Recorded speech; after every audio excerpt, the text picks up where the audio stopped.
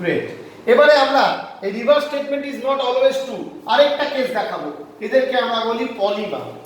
Polymer, in case of polymer, note করবি এগুলো। In case of polymer the reverse statement is not always true. That is another limitation of law of constant proportion. Polymer আমি explain করে দিচ্ছি। Polymer কি? ধর acetylene, acetylene C2H2 এর তিনটে molecule combine করছে একটা স্পেশাল কন্ডিশন। এটা তোরা ক্লাস 10 এ পড়েছিস কিনা আমার মনে নেই, হতেও পারে। কপার টিউব 600 ডিগ্রি, ঘাবড়াস না, আমি বুঝিয়ে দিচ্ছি। 3 moles of acetylene combines in presence of copper tube at 600 degree centigrade to give 1 mole of benzene. This is an example of polymerization. There are number of polymerization reactions. 12 এ একটা চ্যাপ্টারই আছে polymer, কিন্তু আমি এখন difficult example নিয়ে পড়ালে তোদের ভুলিয়ে যাবে, আমি সহজ এক্সাম্পল দিচ্ছি। So if acetylene combines if acetylene is treated is treated inside a copper tube at 600 degree centigrade, 3 moles of acetylene combines to form 1 mole of benzene. Here acetylene is called as monomer and benzene is called as polymer. বোঝা গেল? This is polymerization. The reaction is called polymerization.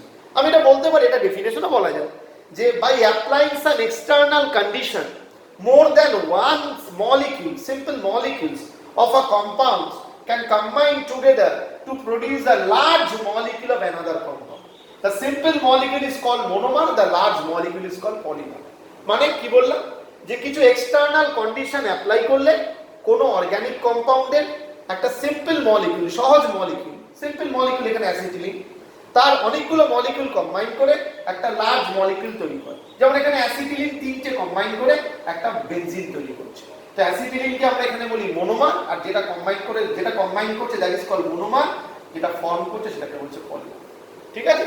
By applying some external condition more than one molecule of a simple organic compound, that may be inorganic also, generally organic এর ক্ষেত্রে না, of a simple organic compound can combine together to produce a large molecule of another compound. The simple compound is called monomer, the large molecule is called polymer. তাহলে acetylene এখানে মোনোমার। তো আমাদের actually কনসেপ্টটা কি বোঝাবো যে the reverse statement of law of constant proportion is not always true. মানে same element same weight রেশিওতে কম্বাইন করলে সবসময় সেম কম্পাউন্ড তৈরি হয় না।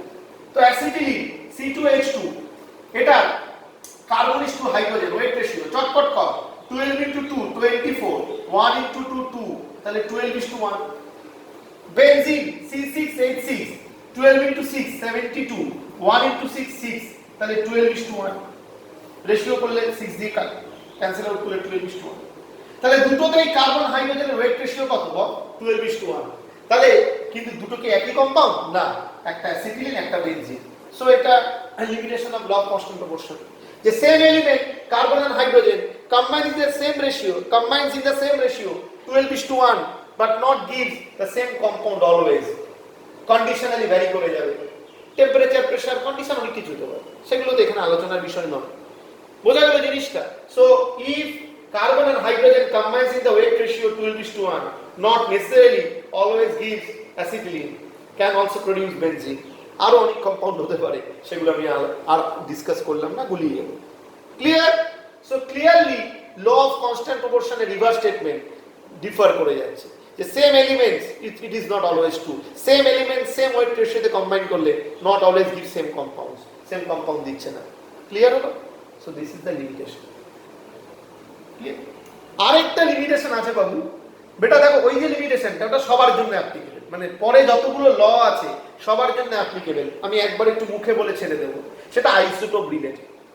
ল অফ কনস্ট্যান্ট প্রপোর্শন কি বলছে যে ওয়াটারে হাইড্রোজেন অক্সিজেনের ওয়েট রেশিও ইজ অলওয়েজ 1:8, তাই তো? 2:16 হাইড্রোজেন অক্সিজেন, 1 into 2:16, তাহলে 1:8, what ever is the method of preparation. কিন্তু কেউ যদি মনে করে হেভি ওয়াটার বানায়, হেভি ওয়াটার মানে D2O, H2O না করে হেভি ওয়াটার করলো D2O, that is also water. এখানে হাইড্রোজেনের প্রোটিয়ামের জায়গায় ডয়টোরিয়াম আইসোটোপ আছে, ডিউটোরিয়াম আইসোটোপ রয়েছে হাইড্রোজেনের প্রোটিয়ামের জায়গায়। তো ডিউটোরিয়াম আইসোটোপ যখনই থাকবে প্রোটিয়ামের জায়গায়, তখন প্রোটিয়াম, এখানে আমি হাইড্রোজেনের অ্যাটমিক ওয়েট 1 ধরেছি কেন? এটা তোরা নিশ্চয়ই জানিস। এই অ্যাটমিক ওয়েটটা কি করে বার করে? ধর হাইড্রোজেনের এলিমেন্টের তিনটে আইসোটোপ নেচারে আছে, প্রোটিয়াম, ডিউটেরিয়াম আর ট্রিটিয়াম, তিনটে আইসোটোপ আছে। প্রোটিয়ামের mass number of protium is 1, that of deuterium is 2, right, and that of tritium is 3. So mass number are different. তাহলে এই ডিফারেন্ট মাস নাম্বারের মধ্যে এর একটা অ্যাভারেজ করা হয়। নেচারে প্রোটিয়াম ধর আছে 99%, তাহলে 19 আর ডিউটেরিয়াম আছে মনে কর, ডিউটেরিয়াম আছে মনে কর, এটা সবই আমি ধরে দিচ্ছি, ডিউটেরিয়াম আছে মনে কর 0.8%, আর ট্রিটিয়াম আছে মনে কর 0.2%, তাহলে টোটাল যোগ করে 100 হলো।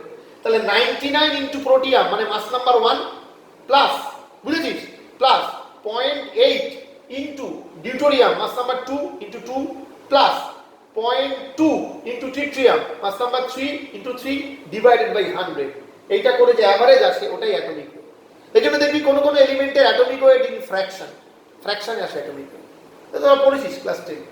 তো হোয়াটএভার, তো এখানে দেখ ওয়াটারে আমরা প্রোটিয়ামটাই ধরে নিচ্ছি, কারণ ওয়াটারে ম্যাক্সিমাম নরমাল যে H2O তাতে হাইড্রোজেনের প্রোটিয়াম আইসোটোপই থাকে, তো মাস নাম্বারটা এখানে 1 প্রোটিয়ামে, এবং অ্যাভারেজে প্রোটিয়ামটাই বেশি থাকে বলে হাইড্রোজেনের অ্যাটমিক ওয়েট বা relative atomic mass almost equal to 1। Clear? হাইড্রোজেনের রিলেটিভ অ্যাটমিক মাস বা atomic weight is always equals to 1, এটা তোরা জানিস। তাহলে এখানে ওয়াটারে হাইড্রোজেন অক্সিজেনের ওয়েট রেশিও কত? In water what is the weight ratio of hydrogen and oxygen? আমরা জানি 2:16 মানে 1:8। এবার D2O তে এখানে তো আর প্রোটিয়াম নেই, ডিউটেরিয়াম আছে, তো ডিউটেরিয়ামের মাস নাম্বার কত? মাস নাম্বার হচ্ছে 2, কারণ ডিউটেরিয়ামের নিউক্লিয়াসে কি আছে? 1 প্রোটন এন্ড 1 নিউট্রন। প্রোটিয়ামের নিউক্লিয়াসে কোনো নিউট্রন নেই, খালি প্রোটন আছে, তাই মাস নাম্বার 1, তাই হাইড্রোজেনের এখানে অ্যাটমিক ওয়েট 1ই ধরছি। তাহলে 1 * 2:16 1:8। কিন্তু ডিউটেরিয়ামের মাস নাম্বার 2, ডিউটেরিয়াম দুটো আছে, তাহলে 2 * 2, আর অক্সিজেন 16, তাহলে এটা 4:16, তাহলে এটা কত হচ্ছে? 1:4। রেশিওস আর ডিফারেন্ট, ঠিক আছে?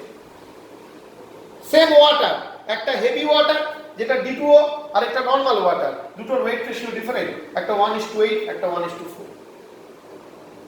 এইবার এরকম হতে পারে মাঝামাঝি, মানে তুই এমন একটা ওয়াটার স্যাম্পল নিলি যে ওয়াটার স্যাম্পলের যে হাইড্রোজেন, সেই হাইড্রোজেনটার যে সোর্স, সেখানে দেখা যাচ্ছে তার ডিউটেরিয়াম আইসোটোপের পার্সেন্টেজ একটু বেশি, মানে ইউজুয়ালি যেটা থাকে তার থেকে বেশি, তার ফলে অ্যাটমিক ওয়েটটা একটু ভ্যারি করে যাবে। নিশ্চয়ই বুঝতে পারছিস ক্যালকুলেশনটা? সেখানে হাইড্রোজেনের অ্যাটমিক ওয়েটটা এক্স্যাক্টলি 1.008 বা 1 হবে না, তার থেকে একটু বাড়বে, কারণ ডিউটেরিয়ামের পার্সেন্টেজটা বেশি। That may be 1.2 or 1.3 also. এবং এটা যদি ভ্যারি করে যায় তাহলে ওয়াটারের যে হাইড্রোজেন অক্সিজেনের ওয়েট রেশিও সেটা এক্স্যাক্টলি 1:8 হবে না, তার থেকে ভ্যারি করবে। So there are so many probabilities.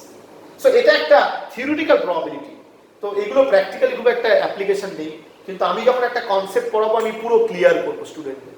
তো থিওরিটিক্যাল প্রবাবিলিটিস দেয়ার, সেই এই জন্য there is another limitation related with all laws, মানে all laws of proportions, constant, multiple, reciprocal, that is isotope related.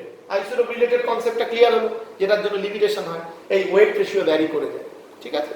এটা পরের লগুলোতে আর পড়াবো না, এটা কনস্ট্যান্ট ফ্যাক্টর, সব লয়ের লিমিটেশন হয় আইসোটোপ রিলেটেড। তুই যে সোর্স থেকে অক্সিজেন নিচ্ছিস সেই সোর্সে 16 আইসোটোপের জায়গায় যদি 17 আইসোটোপটা অক্সিজেনের একটু বেশি হয়ে যায়, তাহলে অক্সিজেনের রিলেটিভ অ্যাটমিক মাস যে তুই 16 ধরছিস, 16 এর থেকে একটু বেশি হয়ে যায়। That is a very easy concept, ঠিক আছে? আচ্ছা, এখানে একটা জিনিস যেটা করালাম সেটা হচ্ছে আমি তোদের বললাম যে কি করে রিলেটিভ অ্যাটমিক মাস ক্যালকুলেট করে, অ্যাটমিক ওয়েট ক্যালকুলেট করে। অ্যাটমিক ওয়েটটা ক্যালকুলেট যখন করে